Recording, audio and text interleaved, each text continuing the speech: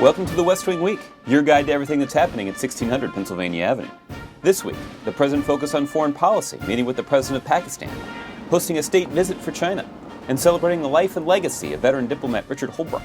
That's January 14th to the 20th, or a rather large painting.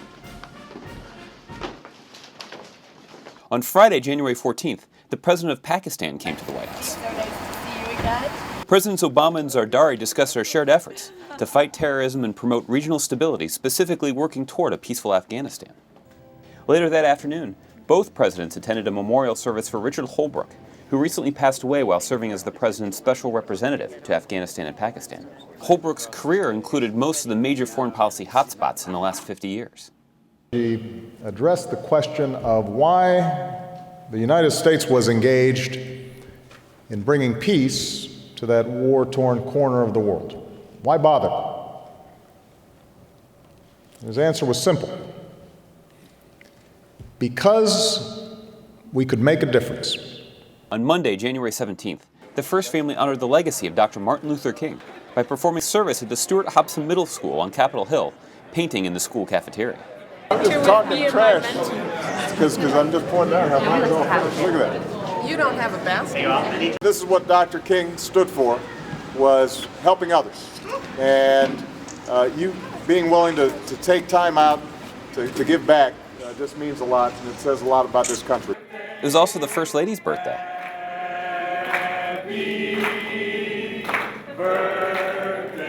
Presidential aide Reggie Love started a little art project of his own. I think it's a work in progress. I just want you to know that I did this all freehand. On Wednesday, January 19th, President Obama hosted an official state visit for the leader of the People's Republic of China. President Hu received a 21-gun salute, was taken by President Obama to inspect the honor guard, and met with school children who were attending the ceremony. You doing well? Chief of Protocol, Ambassador Nice to meet you. So good to see you. He took care of me when I was in Beijing. Thank you. He had a Made sure that I was- wonderful trip. But Ambassador Marshall has been always my boss. Yes. We all do what she says. Yeah, Good morning, everyone. President Hu, members of the Chinese delegation, on behalf of Michelle and myself, welcome to the White House. And on behalf of the American people, welcome to the United States.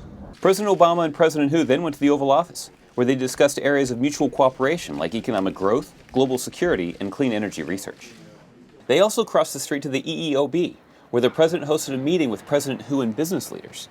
Increasing exports to China and increasing Chinese investment in the United States will be critical to supporting hundreds of thousands of American jobs.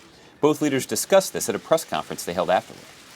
China is one of the top markets for American exports.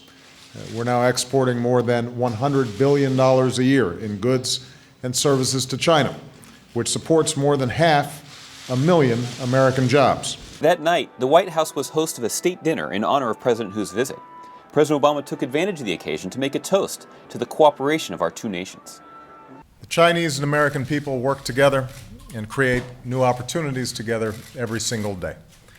Mr. President, today we've shown that our governments can work together as well for our mutual benefit. And that includes this bit of news. Under a new agreement, our National Zoo will continue to dazzle children and visitors with the beloved giant pandas.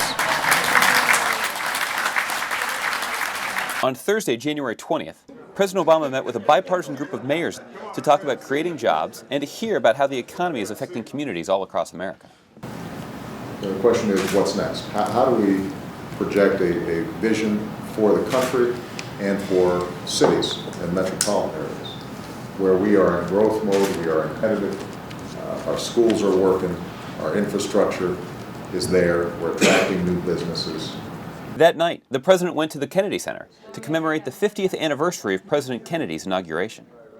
Summoning a generation to service and a nation to greatness, in a speech that would become part of the American canon.